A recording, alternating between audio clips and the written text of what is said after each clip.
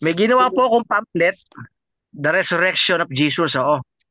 Yung sa last part ng pamphlet, meron po akong maliit na prayer doon. Ito na pa ipipray ko, no?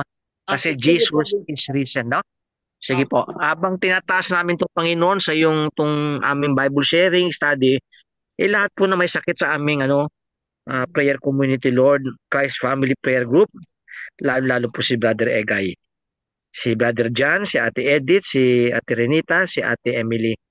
Lahat po kami, Panginoon, may mga sakit po kami. Yung Armor of Faith Prayer Group, San Martin de Porres Church. Yung community po ni Brother Aldrin at si Sister Karina. Lahat po sa amin, Lord, na mga may sakit, tinataas po namin. Let the power of your resurrection heal all of us.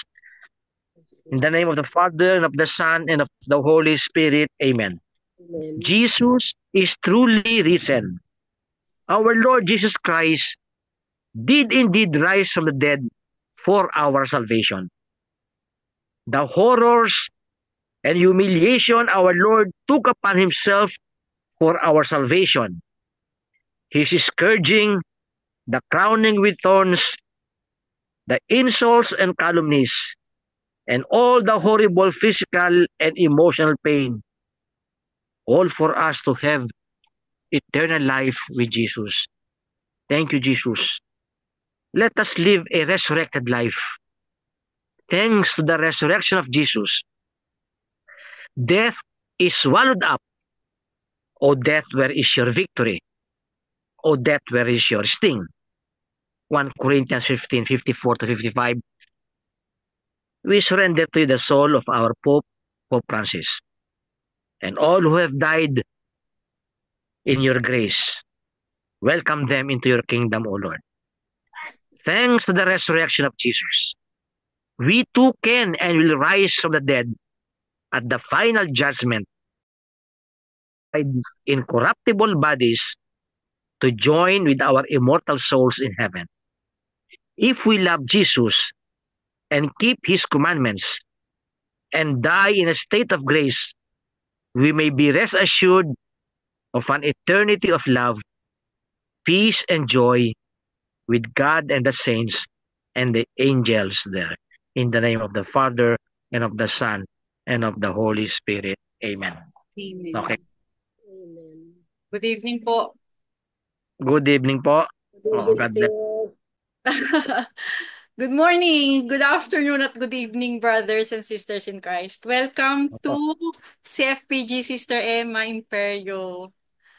Okay, ganun din po sa ating mga kapatid na nanonood dito sa YouTube.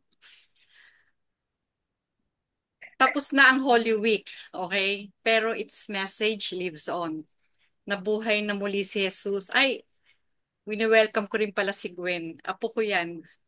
Oh, si Gwen. Oh, praise you, Makikinig Gwen. po si Mia at si Jet. Okay po. Oo. So, buhay na ulit si Jesus. Napuno tayo ng pag-asa, ng tuwa, at na-renew na naman ang ating pananampalataya. Station of the Cross, prosesyon. Tinanong ko pa kay Sister Ems kung ano yung tawag dun sa palipat-lipat na simbahan kasi nakalimutan ko talaga, bisita iglesia. Tapos Mm-mm. pabasa, pero sa area namin wala akong narinig na pabase. Parang bihira na po. So pag Holy Week, madali tayong matouch eh. Napaka-solemn o sacred ng Holy Week para sa atin. Ah, sa ating mga Katoliko kasi ginugunita natin yung araw na binigay sa atin ng Diyos, yung ng Diyos Ama, yung kanyang bugtong na anak.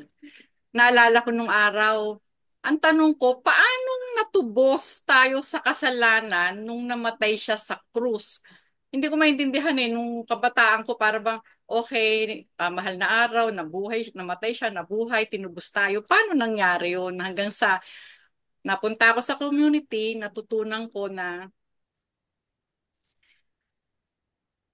ang pagkamatay pala ni Kristo ay fulfillment sa Old Testament sacrifices.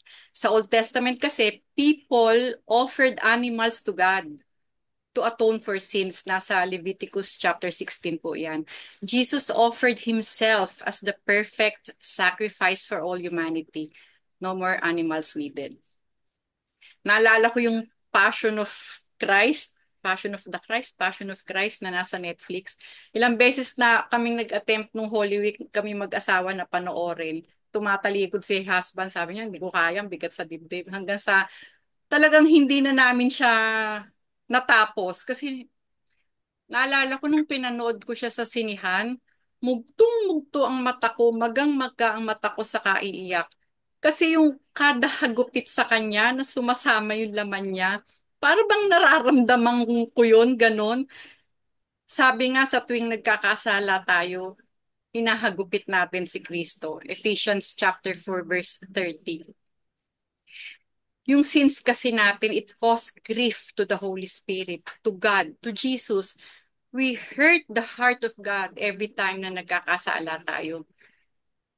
Nawa, lagi nating maalala, bago tayo gumawa ng kasalanan, isipin natin na pinapako na naman natin siya sa tuwing tayo magkakasala. Sabi nga ni Bishop, pag-pray na, magkaroon tayo ng desire na magkaroon ng kindness, ng forgiveness, humility. Tapos, eto na, dumating na yung joy of Easter. Masaya tayo. Yung iba, family celebration yan sa mga buhay ng Katolikong Kristiyano. Kain sa labas, yung iba, nag-outing. Basta meron tayong sariling paraan ng pagse-celebrate natin ng Easter. Tapos darating ang Lunes.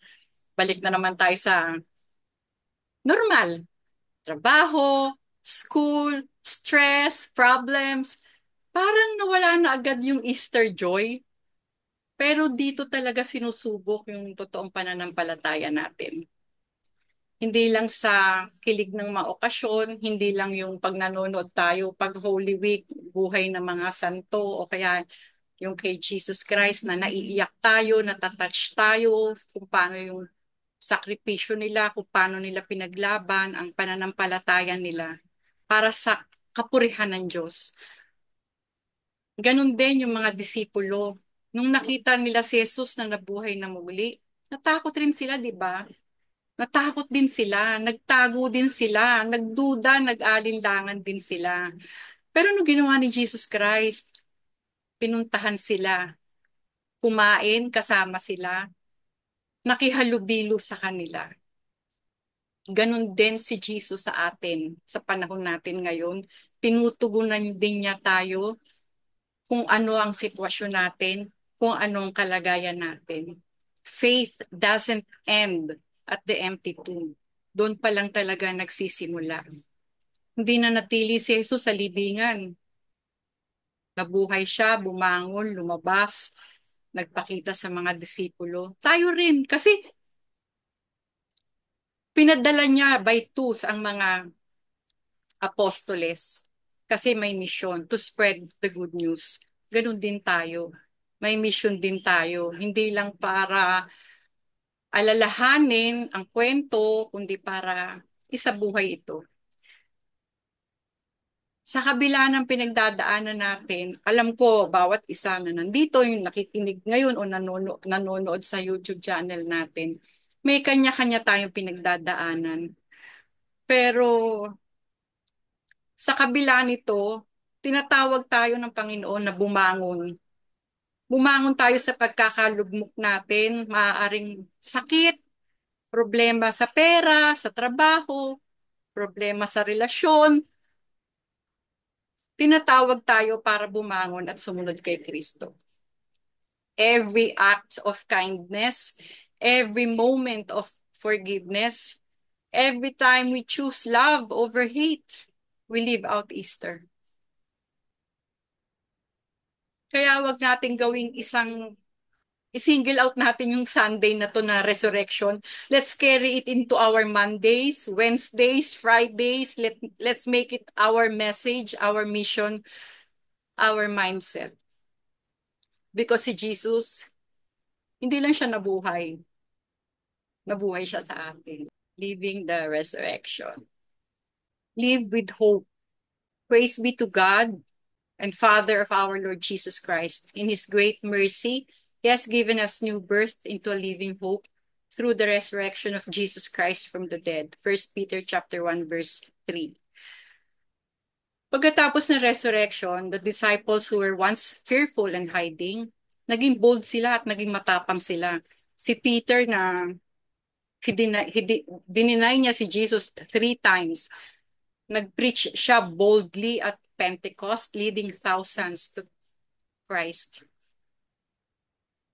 Jesus conquered death. Natalo na ni Kristo ang kamatayan. Kaya walang sitwasyon na hopeless. Lahat ng sitwasyon natin, kahit ano pa yan, may pag-asa. We must face our challenges and fears with a living hope. Knowing that even in suffering, God can bring new life. Paano? By transforming pain into purpose. Kung paano yung cross, symbol of death, ginawa niyang path patungo sa resurrection. Sa trials natin, He's shaping our characters, deepens our faith, and opens doors we never imagined. Parang si Saul, di ba? Si Paul, Saint Paul. Persecutor siya ng mga Christian na naging apostle. Siya yung sinasabing instant conversion, di ba? Sa road to Damascus. Nakaranas siya ng pagkakulong, gulpe, hardships, pero ginamit siya ng Panginoon to spread the gospel to the Gentiles. Si Paul, ang laki ng role niya sa pagpipreach ng gospel sa mga Gentiles. Kaya, minsan siguro natatanong natin sa sarili natin, kung ano man ang sitwasyon natin ngayon, kung ano man dala natin ngayon. Lord, paano ka ba mag-glorify dito? Ano ang mensahe mo? Bakit nangyayari sa amin ito? Magtatanong tayo, di po ba? Pero pag ang tiwala natin sa Panginoon, buong buo, hindi man na maliwanag ang sagot, nagiging magaang kung ano man ang dala natin. Dahil alam natin na ang tinatahak natin yung landas na papunta sa Kanya. Live with joy.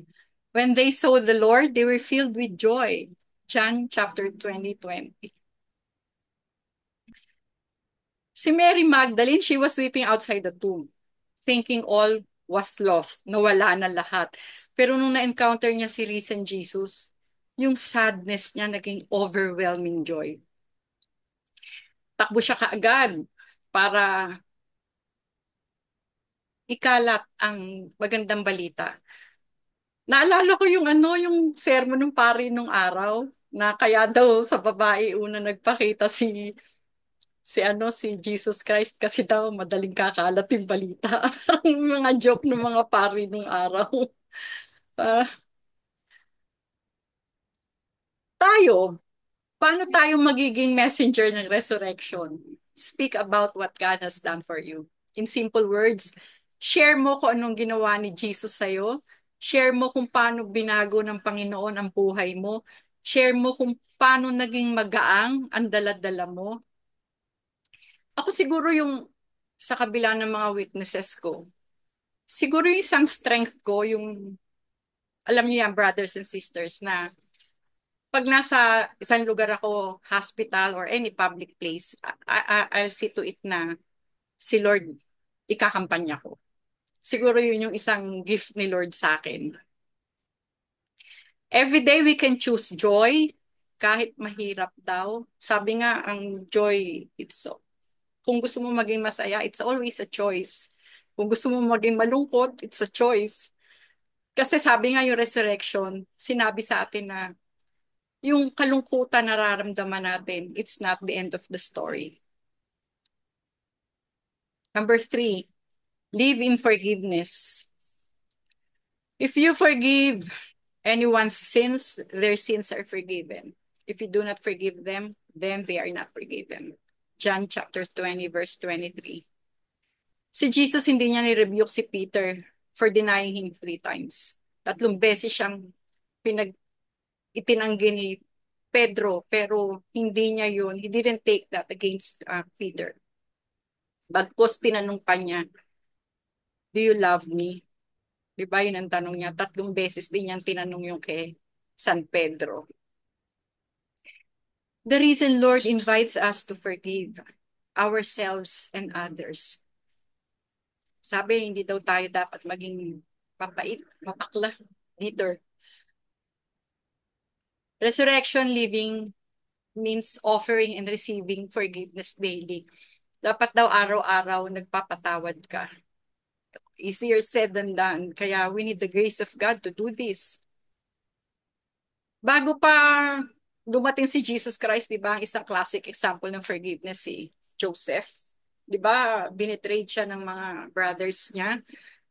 Ang sakit sa kanya noon, nakulong siya, nagdusa siya dahil sa sarili niyang mga kapatid, dahil sa sarili niyang dugo. Much more siguro pag asawa mo o anak mo ang nagkanulo sa'yo, siguro mas masakit yun. Ano? Pero instead na maging bitter si Joseph, he chose to forgive. Pinatawad niya yung mga kapatid niya. Alam naman natin ang storya ni Joseph the Dreamer. Gusto kong i-segue. Gusto kong bigyang pansin tong ano. Hala, nawala. Sandali po.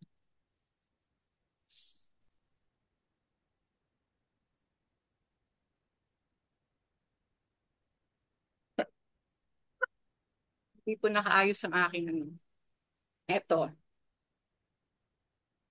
Joseph forgives his brothers. Gusto ko lang pong talakayin ito. It's relatable. Masyado siyang nasaktan sa pagtraidor sa kanya ng pamilya niya. Siguro merong isa sa atin dito o nakikinig na nakaranas ng ganito, na masaktan sa sarili nilang pamilya. Number two, verse number 2. It shows real suffering. Betrayal, abandonment, injustice, naranasan ni Joseph. At sa modern day, present day, tayo, nakakaranas tayo ng ganito. Hindi man siguro lahat nakaranas, pero meron at meron. It ends with a powerful message of hope. God intended it for good. Kung ikaw si Joseph, nakakulong ka dahil sa mga kapatid mo, paano mo mahahanap? Kung wala sa iyo ang Panginoon, paano mo mahahanap na may mission ako? Kaya inalaw ni Lord na nandito ko. Ang bigat ng faith, napakalalim. Sana pagkaloob sa atin ni Lord to. Number 4, it teaches that forgiveness is not pretending it didn't hurt, but trusting God's bigger plan. Sometimes, yung people na, mga tao nagmamahal sa'yo, questionin yung decision mo, sasabihin, tanga ka, sa paningin nila. But like Joseph, kailangan mag-trust tayo sa Panginoon. Alam natin na kung meron mang masamang pinlano sa atin ng ibang tao, Diyos na ang bahala sa kanila. At gagamitin ng Panginoon yung sakit na naramdaman natin para sa kapurihan niya. Yun ang nagpapagaang sa loob nating mga Kristiyano, sa dibdib natin, na sa kabila ng kung ano man ang pinagdadaanan natin, alam natin hindi tayo pababayaan ng Diyos. Amen po ba? Amen. Okay, asa na tayo? Number 3. Number 4, live with courage. Mabuhay daw ng may tapang, but you will receive power when the Holy Spirit comes on you and you will be my witnesses. Acts chapter 1 verse 8. Yung mga apostoles, tulad nga nabanggit ko kanina, natakot sila. Pero nung nakita nila si Jesus, nabigyan sila ng grasya na maging matapang, hinarap nila. Alam natin, nakikita natin yan, nadidiscuss yan, kung paano namatay ang mga apostoles. Masyadong brutal din ang pagkamatay nila. Alam nila ang aabuti nila, pero hindi sila natakot na i-share ang good news. Parang sa ngayon, sa nangyayari ngayon, meron akong sandali, meron akong note dito eh. Sa Nigeria daw, Catholic priests, nuns, and lay people have been kidnapped, attacked, or killed by extremist groups. Sa India, Catholic churches were burned and Christians were attacked in ethnic religious clashes. Ang dami. Sa Nicaragua, Bishop Rolando Alvarez, this was in 2023, was arrested and sentenced to 26 years in prison for treason. Siguro is preaching the word of God, and for them it's treason. Okay. Speaking the truth, doing what is right, and trusting that Christ has already won the ultimate victory. Number 5, Live with love and service. By this, everyone will know that you are my disciples. If you love one another. John chapter 13, verse 35. Pagkatapos ng resurrection, Jesus didn't only appear to show his power. He served his disciples, cooking them breakfast by the sea. It's in John chapter 21, verses 9 to 14. Si Jesus sa pinakasimpleng paraan at pinaka-humble na paraan, pinakita niya ang pagmamahal niya. Ang resurrection, it means loving others through humble service. Every day, sa bahay natin, sa simbahan, sa community, si Sister Emma, alam ko, pagka nasa hospital, kinukuha niya yung name ng katabi niya at sinasama niya sa prayers niya. Di po ba napakagandang yan, para sa naku, sa Panginoon, nakikita ng Panginoon yan. Yung pagbibigay, tulad nung na-experience namin last Sunday, may na-meet kami sa church. Nagkakwentuhan lang sa Walter Mart, tapos nagkita sa simbahan, nagkakwentuhan sa Walter Mart, nagbigay siya ng 2 rosaries para sa akin tsaka kay brother husband. Personal niyang ginawa. For some reason, kinilabutan ako. Hindi ko talaga ma-explain. Tuwan-tuwa ako. Para sa akin, napaka-sweet. Tsaka para sa akin, parang may message si Lord noon. Yun ang dating sa akin noon. Yung bang mga sobrang nakaka-touch din yung mga magkakapatid na nagtutulungan, yung mga panalangin ng mga brothers and sisters in Christ, pagbabasbas ng mga pari, na pagka yung may tulad nung anak ko, 30th birthday siya sa Hong Kong, Sunday pina-bless ko siya for travel mercy. So ako, kung nag-aalala man ako, konti lang kasi na-bless na to ng pare, nag-pinray over na namin mag-asawa, nagdadasal yung bata. Yung ganon, yung mga ganong sistema. Mga bagay na makikita mo ang presensya ni Kristo. Kaya,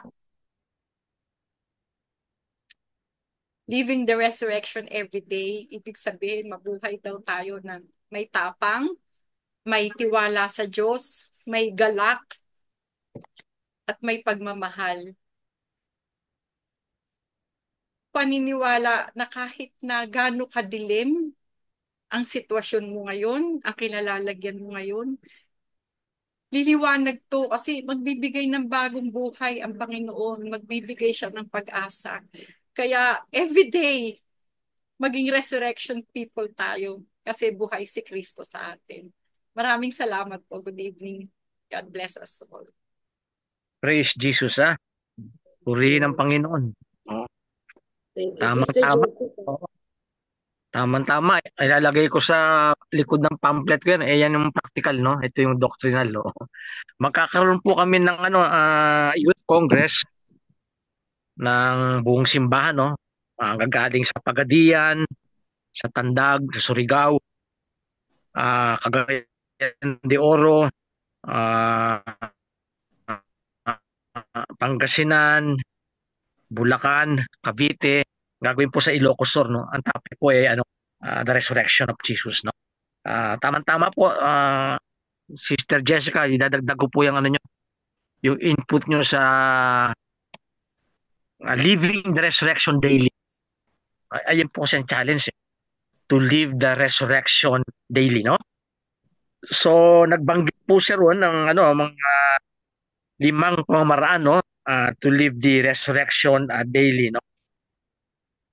Ang ang isang bagay din dito yung ah pag in-emphasize po yung living the resurrection daily. Ang nakikita ko yung Ephesians chapter 2 verse 6, no? And God has raised us up with Christ and seated us with him in the heavenly realms in Christ Jesus, no? Ibig sabihin, in faith, no? We are already reigning with Christ. Kasi sinabi rito, no? He is seated, we are seated with him in the heavenly realms. No, ano po yan, napakalalim na mystery po yan, no? Na Jesus, because of His resurrection, isinama tayo sa kanyang sarili, and now we are living with Him in the heavenly realms, no? So, ang ibig sabihin nito, we are not just promised a future resurrection, but also participating in it now, living in His power and authority in the present time. No? So yung resurrection ni Jesus, no, at mangyayari din sa atin, hindi lang po future yan. Kung hindi nangyayari na ngayon sa present moment, no, ay pinangako niya sa atin, no. Kaya yung living the resurrection daily in our life na binanggit ni Sister Jessica, totoo po yan. Yung mga mysteries na mangyayari sa buhay natin, no? I ask for that grace, no, na sa ating lahat maramdaman natin itong resurrection power ni Jesus, no? Because Jesus is alive, no? Sinabi nga ni Saint Paul, no, somewhere in 1 Corinthians, tayo ang pinakakawawang tao kung hindi nabuhay si Jesus. Di ba pinapaniwala natin si Jesus, di pala siya nabuhay? Sabi ni Saint Paul, tayo ang pinakakawawang tao.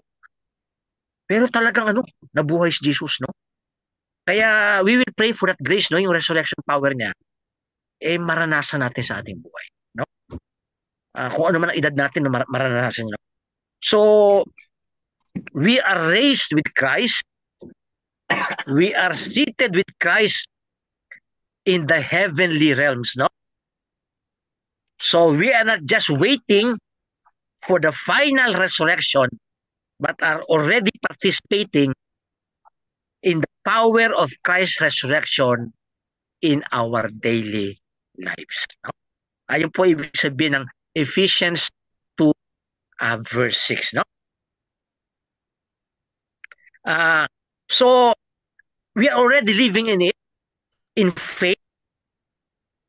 So, sa buhay natin, it reflects the power and authority of Christ's resurrection. No? Paano ito nag-reflect? Yung mga nabanggit niya, no? Ni Sister Jessica, itong limang ito, no? Tapos nagkonkreto siya nung forgiveness, no? Na alam niyo yung resurrection power nag-reflect sa atin niya sa mga virtues natin. Ma-emphasize po niya yung forgiveness, no? Betrayal, no? Pero ang mga virtues, diba nabanggit ko before, no? Yung pride, nagkakaroon tayo ng humility. Sa ating envy, sa ating pagiging mainggit, nagkakaroon tayo ng kindness. Sa pagiging avarice, nagkakaroon tayo ng generosity. Sa ating lust, nagkakaroon tayo ng chastity, purity. Sa ating gluttony, nagkakaroon tayo ng temperance. Sa ating anger, nagkakaroon tayo ng meekness. Sa ating sloth or laziness, nagkakaroon tayo ng zeal kay Lord. Ito po yung resurrection power. Nag-reflect sa atin whenever these virtues are becoming alive in our lives. No? Ito ibig sabihin ng Christ-like character. No? So, we pray for that resurrection power na yung mga nabanggit ko, no? Humility, kindness, generosity, chastity, temperance, meekness, and zeal ay ma-reflect sa ating buhay. No? Na-share ko rin before, no? At lagi kong kasama to sa sermon, no? Yung John 11 verses 25 to 26, no? Sinabi ni Jesus, no? Nung pumunta siya, namatay si Lazarus at nakausap niya si Martha, no?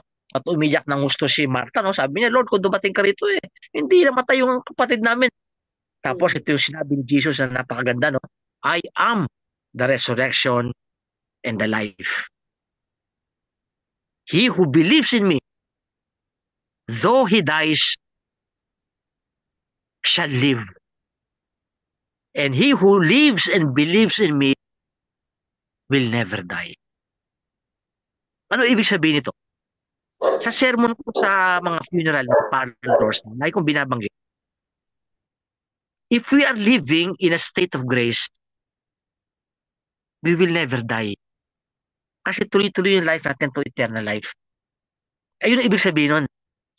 He who lives and believes in me will never die. Ayun po ibig sabihin nun. If we are in a state of grace, hindi actually tayo namatay yung kaluluwa natin. Tuloy-tuloy sa eternal life. No, kaya halimbawa si Pope Francis no namatay siya no recently no. April 21 no, a day after Easter. Napakaganda no. Bago siya namatay for one time no, last chance makasama niya mga tao. Sinabi niya sa kanyang nurse, sa kanyang dalhin mo ako sa square. Binless niya. Nakita niya resurrection. Kayo namatay siya, namatay lang physical death. Pero nasa state of grace siya. He who believes in me will never die. Ayun ibig sabihin nun, if you are in a state of grace, you will not die. Kasi yung physical death mo ay physical lang at mag-arise siya sa last day, last judgment. Pero yung soul natin, it will continue to live in eternal life. Kaya lagi kong binabanggit sa inyo no, na before we sleep, we make an act of contrition, parang namatay yung ating kapatid, no? Bago ka mag tapos the whole day, Lord, I'm sorry, Lord, I'm sorry. So that we're always in a state of grace. Alam ko naman, di kayo nagkukumit ng mortal sin, no? Kahit ang venial sin, no? Mag-make of the sign of the cross, diba? Na-share ko sa inyo, no? Yung venial sin yun, na-wipe out. Kumuha kayo ng holy water with faith. Ano yan? Yung venial sin yun, wala. You pray the rosary, you pray the Divine Mercy Chaplet, make at the station of the cross. Maraming ways, no? Para yung buhay natin araw-araw, we are always in a state of grace. So that when we die, we really don't die. Because we are in a state of grace and you will just go to eternal life. Ayun ang sinabi ni Jesus, no? He who lives and believes in me will never die, no? Kaya may sinabi din si Jesus sa Philippians chapter 3 verse 10, no? Ito yung prayer ni Saint Paul, no? Because of yung relationship niya kay Jesus, no? Alam niya si Jesus recent, di ba? Napakita sa kanya si Jesus, no? Kaya nga isa sa mga katangian na maging apostoles, nung nakita nila si Jesus. Halimbawa, si Judas, pinalitan nila. Isang katangian, nakasama nila si Jesus. Kaya pinalitan nila si Matthias, no? Sa Acts of the Apostles. Si Paul, tinatawag niyang apostle din siya. Pero na-meet niya si Christ sa kanyang vision, the risen Lord, no? Kaya mahalaga po yun ma-experience natin si Jesus in the risen Lord, no? Jesus is present, no? In the Blessed Sacrament. Every time we go to Mass, we experience the risen Lord. Alam niyo po, pray for that. Di ba? Ayan ang readings natin last week, di ba? Yung the walk to Emmaus, di ba? Luke 24. Yung may dalawang disipulo, nagmumukmuk sa nangyari sa buhay nila. In desperate na sila and everything, no? Malungkot sila, down sila, wala silang hope. Dumating si Jesus, pinaliwanag yung scripture. Habang pinapaliwanag yung scripture, their hearts were burned. Ganun din po tayo, di ba? Every Wednesday, para share ng Word of God, no? Our hearts are burned within us. No, may Word of God kasi nakalagay sa John 15 verse 2, no? You have been made clean by the words that I have spoken to you. Kaya nga yung Catholic Church nagbibigay ng indulgence. If you read the Bible 15 minutes a day, do that every day, 15 minutes a day, you read the Bible. Meron kayong indulgence. Di ba? Di ba? Jubilee year, di ba? Year of di ba? Pilgrim of Hope. May mga indulgence, no? Pero one way of getting indulgence, reading the Bible for 15 minutes a day. Araw-araw may indulgence ka. At kasi nagagawa ng Word of God. John 15 verse 2, you have been made clean by the words I have spoken to you. At ma-experience mo yung the walk to Emmaus na sinare natin last week. Were not our hearts burned within us as He opened to us the scriptures? So basahin po natin ang Bible 15 minutes a day. Meron kang indulgence, no? Lalo yung mga nasa bahay, no? Lalo pa tayo, Ate Emily, madalas tayo sa bahay, no? May edad na tayo, eh. Makabasa tayo ng Bible. Indulgence po yan. Basa lang, oh. Tapos sa Eucharist, di ba, na-recognize sila si Jesus saan? Nung dalawang disciples. When Jesus broke bread with them. Misa. We pray for that, ano? Sana nga, nag-pray ako na yan. Sana lahat ng umattend ng misa kay Pope Francis, no, mga 200,000, eh. Sana ko, Lord, the grace of the resurrection be upon them. Ma-recognize kanila sa Eucharist. No? May iba po pagpunta natin sa misa. Because every time I go to Mass, no, of course, intention natin to worship God, no? Because that is a worship, pleases God, no? The holy sacrifice of the Mass, no? Kasi it is Jesus Himself offering Himself kasama tayo to the Father, no? That is the worship that is pleasing to God the Father, no? Aside from that, ma-experience natin the risen Lord sa misa. Katulad ng dalawang disciples, they recognize Him in the breaking of the bread. Kaya lagi ko ini-encourage, no? You come to Mass kahit 5 minutes earlier. Just be silent. Pray for that grace. Lord, I will be meeting you. You are my risen Lord. No? So maganda po every time we attend the Mass, we experience the risen Lord. No? Kaya nga sabi ni St. Paul, I desire to know Christ. Itong Bible study natin lahat sa Bible sharing, meron tayong desire to know Christ. Ayun lang po ang purpose natin. Hindi lang makaroon tayo ng kaalaman, no? Nasa head knowledge, no? Kundi pati sa puso natin. Parang si St. Paul, I desire to know Christ. Sana every Wednesday, pupunta tayo sa Bible study natin. Kaya naman appointment with Jesus every Wednesday. Pinakamahalagang appointment natin yan. Because there is that desire to know Christ. Ako every Wednesday, I come to know Christ in an experiential way. No, hindi lang yung head knowledge na pag-aralan ko sa seminaryo. Kundi naranasan ko talaga. Kaya sabi ni St. Paul, no, sa Philippians chapter 3 verse 10, my desire is to know Christ. Hindi lang po head knowledge, kundi sa puso experientially. To know the power of His resurrection and participate in His suffering, sabi ni St. Paul, becoming like Him in His death, so that I may be transformed by His resurrection. Clear po yan in baptism, no? Romans 6:4, at nirenew natin yung ating baptismal vows, di ba? Sinabi ni St. Paul sa Romans chapter 6 verse 4, we have died with Christ in baptism. And because of our baptism, we have newness of life. We are raised with Christ in baptism. No, kaya ito maraming reminders sa atin ng Word of God, no? Kaya maganda po magbasa kayo ng Bible. Siguro pag 15 minutes a day, lagi tayo may indulgence. Naku, lagi tayo sa state of grace. No, para mamatay man tayo anytime. Dire-diretso na tayo sa langit. Bakit? Meron tayong indulgence every day. 15 minutes a day, basa lang tayo ng Bible. Basa lang. Kahit di mo ka na maintindihan. Pero marami ka maintindihan dyan, no? May mga few verses na mahirap intindihin na kailangan pag-aaral, no? Kasi malayo tayo sa kultura nila Jesus, no?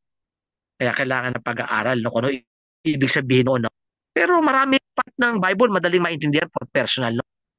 O kaya magandang basahin kasi the mere fact na binabasa mo yan, meron ka ng grace, no? Kasi the Word of God is living and effective. Nakalagay po yan sa Hebrews, no? Chapter 4, verse 12 yata, kung matandaan ko, no? The Word of God is living and effective. Ibig sabihin ng living, hindi lang yung nakaraan. Kasi mga iba, pag nagbasa ng Bible, parang akala mo nakaraan yun, eh, no? The Word of God is living, present moment and present tense. The Word of God is living, present tense. Kaya ina-address niya ang present life natin. It is living and effective, nakalagay. Hebrews chapter 4, verse 12. Effective. Bakit effective? Kaya tayong baguhin ng Word of God. So, ayun po siguro encouragement ko sa inyo. As you read the Word of God daily for 15 minutes for indulgence, magkaroon tayong indulgence, no? Hindi lang during the Pilgrim of Hope o pag may Jubilee year, kundi daily. Meron tayong indulgence, no? If you read the Bible 15 minutes, ayun po ang ng church, no? Encouragement sa atin ng Catholic Church. At the same time, the Word of God is living and effective. Buhay na buhay. Addressing our present moment. Kung ano man ang present moment natin, kung ano man dinadaanan natin, ina-address tayo niyan. Kung may sakit tayo, ina-address tayo ng Word of God. Kung meron tayong anxiety, ina-address tayo ng Word of God. And effective, may power. No? May power. Parang ano po yan, parang alam mo may tubig, no? Tapos sa baha, may tubig. Tapos pag nagbagsak ka ng mga malaking object, di ba? Tumitilimsik, di ba? No, may power. May power ang Word of God, no? Kaya nga may mga ibang spiritual writers, no? Para matandaan ng tao. Sabi nila everyday, pagkagising mo sa umaga, meron ang spiritual battle cry.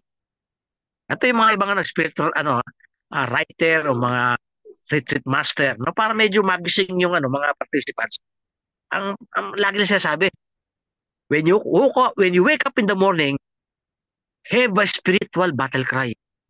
Bago yun, battle cry, no? Totoo yun, kasi we're in a battle, we are in a war, no? Nakalagay sa Job, no? Chapter 7, verse 1, no? Life is a warfare. Tapos, Ephesians chapter 6, no? Verse 12, no? We are not fighting against flesh and blood, no? Principalities and powers, no? Kaya, mahalaga po yun, no? Meron tayo yung spiritual battle cry. Ano yung spiritual battle cry? Parang bago, no? Pero actually, hindi. Way lang ng yan ng mga spiritual writers, no? Ibig sabihin ng spiritual battle cry. Marami. Maaring marami akong spiritual battle cry. Halimbawa, pagkagising ko. Actually, hindi lang pagkagising ko eh. Tuwing gigising ako sa buong gabi dahil 4 times ako gumigising, no? Dahil meron akong prostate problem. No?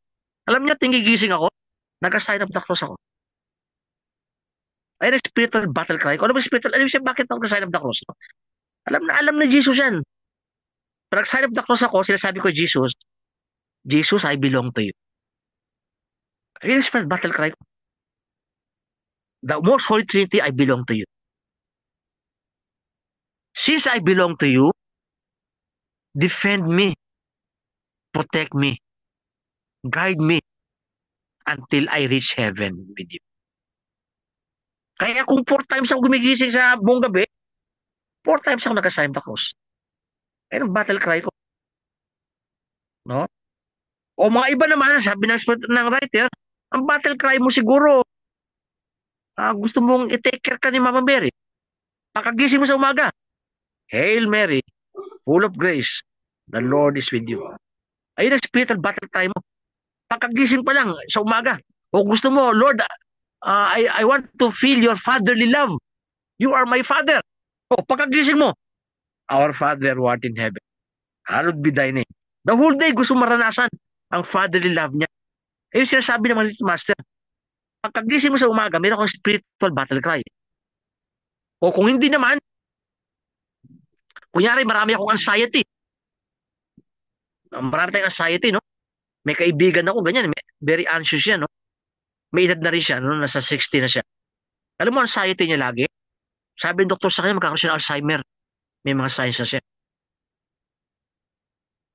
Ini-injectan siya para ma-delay yung Alzheimer disease. Lagi siya may anxiety. Anong mangyari sa kanya? Sabi ko sa kanya, ang battle cry mo every morning pagkagising mo, o the whole night, o every time ina-atake ka ng anxiety mo, ang battle cry mo, sinasabi ni Jesus, do not be anxious. I am always with you.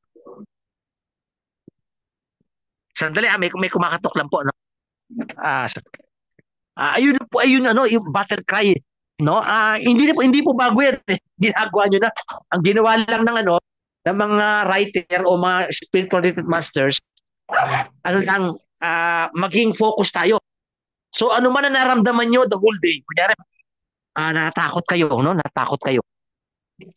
Sabihin mo pag natakot ka, sinasabi siya yun ni Lord, do not be afraid. I am with you always. Meron kang spiritual battle cry. Ano man na naranasan mo, dito yung word of God mapasok. Kunyari, nag-worry ka sa financial ano mo, no? Halimbawa, yung pamangkin ko, no, 50 years old na siya, nag-text siya sa akin, namamaga yung tuhod niya. Kasi there was a time noon, siniko siya ng ano, siniko siya sa basketball, kaya nilagyan ng bakal yung kanyang ano. Ngayon, namamaga. So, pinaproblema niya yung pera para paano papagamot siya, yung kanyang tuhod. So, ang battle cry niya, ah, God will provide.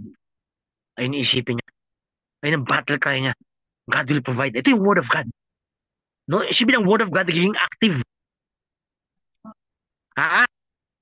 So living the resurrection life, no. So the whole day kasi we are in a battle. No, kunyari nanghihina ka na, no. Halimbawa, yung naikwento ko yung bio ko, 'di ba? Sa hospital, 'di ba? 80 years old na rin siya, 80 years old na. No? Anong battle cry niya? Father, into your hands I commend my spirit. Yun ang battle cry niya. Tinataas na niya ang kanyang espiritu sa Panginoon. Ibig sabihin yung word of God nagiging alive sa atin. It is living and effective. Yun ang word of God, living and effective. So, ayun po ang practical way na nakikita ko sa pagkasubuhay ng resurrection natin. Daily. No? Resurrection daily, no? Ang isang way pa ng battle cry, lalo sa mga youth, no? Nagbibigay ako ng na recollection, no? Lagi sila nakakasala. Lalo na yung chastity, no? On the sin of the flesh, no? Very honest naman sila, no? Father, lagi namin nagagawa yung sins of the flesh, eh. Sabi ko, ang battle cry mo, sabi ko, nakalagay sa Romans chapter 6 yan, verse 8 to 11, no? Ang battle cry mo, I am dead to sin and alive to God. So every time meron siyang sexual temptations, sinasabi niya, I am dead to sin and alive to God. Ayun ang spiritual battle cry niya. No, tinutulungan kami tao kung ano yung kanilang weaknesses, no? So, sila, yun ang madalas na temptation nila, tsaka sin, ayun ang spiritual battle cry nila. I am dead to sin and alive to God. So, siguro sa ating, sa ating community, no, gawin niyo pong practical yung Word of God because it is living and effective. Kung ano man ang naramdaman niyo the whole day, gawa po kayo ng battle cry. Pang-kontra po yun sa Word of God. No? Pang-kontra sa Word of God. Kung makakita niyo yung mga sermon ng mga pare, ng mga sikat na mga pare, nagka-sermon, mga paanong gagawin nyo kapag kayo nagagalit, kung kayo naiinggit, kung kayo ay hindi makapagpatawad. Di ba yun ang mga sikat na sermon? Nag-aalala kayo bilang magulang. Alam nyo, ang ibig sabihin yung Word of God, magkaroon kayo ng battle cry, pasok nyo lagi dito. Maring ang battle cry mo kung di ka makapagpatawad. Ang battle cry ko, I forgive you in Jesus' name. Yan ang battle cry mo. Spiritual battle cry, I forgive you in Jesus' name. Pag hindi mo makalimutan yung masamang ginawa sa'yo, Baka natin ng inner healing, di ba? Hindi, babalik-balik yan eh. Kasi ganyan demonyo, binabalik yan eh, no? Nakalagay sa chapter 12 ng Book of Revelation eh. Ang isang description ng demonyo, Satan, he is accuser, day and night. 24 hours tayo na-accuse ni Satanas. 24 hours, ano yan eh. Ganyan katuso si Satanas. Chapter 12 of Book of Revelation. Accuser siya sa atin. Accuser. He is the accuser. Kaya kapag ina-accuse tayo ng ating kasalanan nakaraan, ina-accuse tayo o naalala natin ng mga masamang karanasan natin, natin ng inner healing. Kailangan natin mawala ang ating guilt. Kailangan may spiritual battle cry ka. Ano spiritual battle cry natin? Pag ganyan nangyayari sa ating buhay, no? The blood of Jesus cleanses me from all my sins. 1 John 1 verse 9. No, yung parang binibigyan natin application ngayon tong Word of God. Na more than 3 years na po tayo. No, more than 3 years, no? More than 3 years na tayo. Kaya yung Word of God, ayan ang mga battle cry natin sa ating araw-araw buhay. Pag ina-accuse tayo ni Satanas, bumabalik yung mga alaalang masakit, the blood of Jesus cleanses me. Ayan ang battle cry ni Saint Catherine of Siena.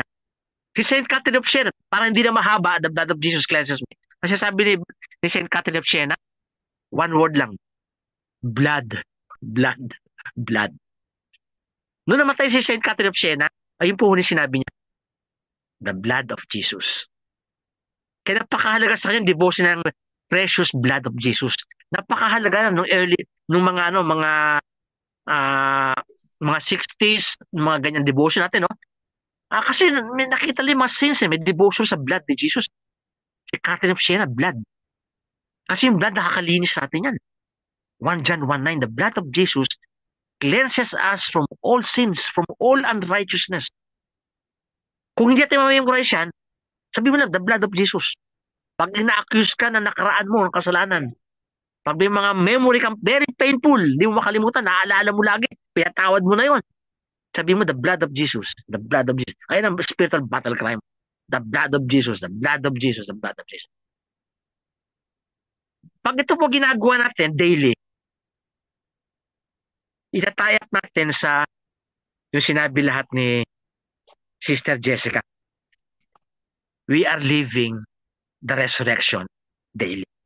We live with hope, we live with joy, we live in forgiveness, at we live with courage, tsaka we live with love and service.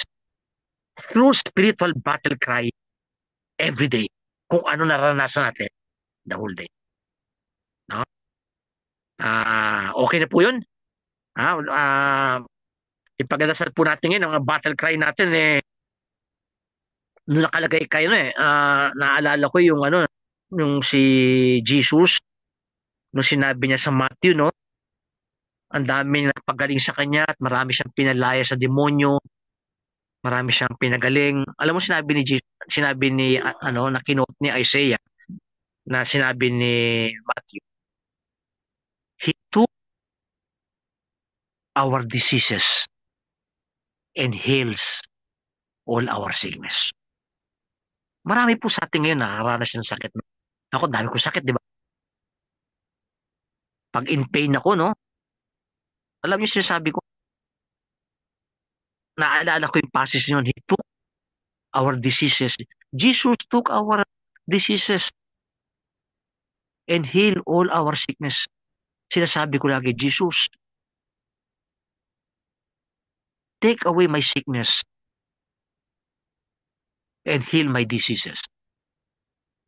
Kung hindi na mangyari yan, pinipray ko yung redemptive suffering na tinalakay natin, di ba?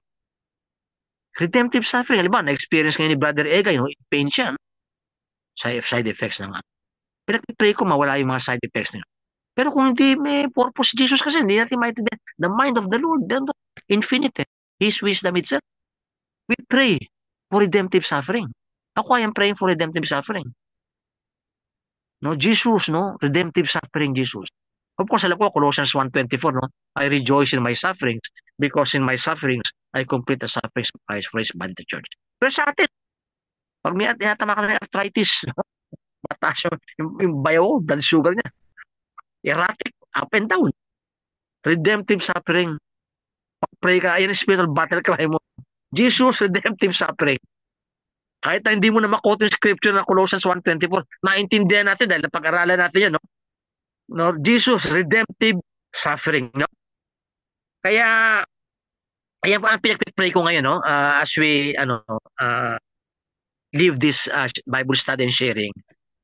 I pray that we will be able to live our resurrection daily through our daily spiritual battle cry. Because the Word of God is living and effective. Jesus, I leave up to you the community of Christ Family Prayer Group, Armor of Prayer Group, San Martin de Porres Church, the community of Brother Aldrin and Sister Karina. And in particular, Lord, tinataas ko po sa iyo si Sister Kite, si Brother Bill, si Sister Jessica, si Ate Edith, si Brother Egay, si Ate Emily, si Sister Emma Imperio, yung apo nyo, si Gwen, si Brother Janty, si Sister Min, si Ate Nene, at si Sister V. The Lord be with you and with your spirit. May Almighty God bless you with every blessing of heaven and earth. In the name of the Father, and of the Son, and of the Holy Spirit. Amen. Happy Easter! Thank you po. God bless us all. Oh, let us live, no? Ang Easter, ang celebration ng Easter niyan, ano yan? 40 days until Ascension of Jesus. Sa church po, no early church, 40 days na to, ang until the Ascension of Jesus, catechetical days po to, everyday yan. May lesson ng mga Catholics noon, no early church. After Easter Sunday, everyday yan, merong catechetical ano yan. Kaya suot na lagi white noong time na yon. Kasi new life na sila kay Jesus eh. Kaya 40 days of ano yan, of learning the Catholic faith. Ganun katindi ang kaya kahit namamatay sila, because they know their faith. 40 days yan, pinag-aaralan yan. Hindi na ginagawa ngayon. Dapat ganun po nangyari sa Catholic ngayon. Dapat 40 days tayo until Jesus ascends into heaven and sends us the Holy Spirit. No? 10 days after His ascension, the Holy Spirit. And then we continue the mission of Jesus. No? So, ayun po prayer ko, no? Through our daily spiritual battle cry. Because the Word of God is living and effective. Now, God bless mo. God Amen. bless po sa inyo. Sige, Father, Son, Holy Thank you po Spirit. sa And God lahat. bless. Sister Emma, thank Okay. you. Oo, ingat po ha. Lalo si Ate Edith ha. Ingat po sa Canada. Ingat po. God bless.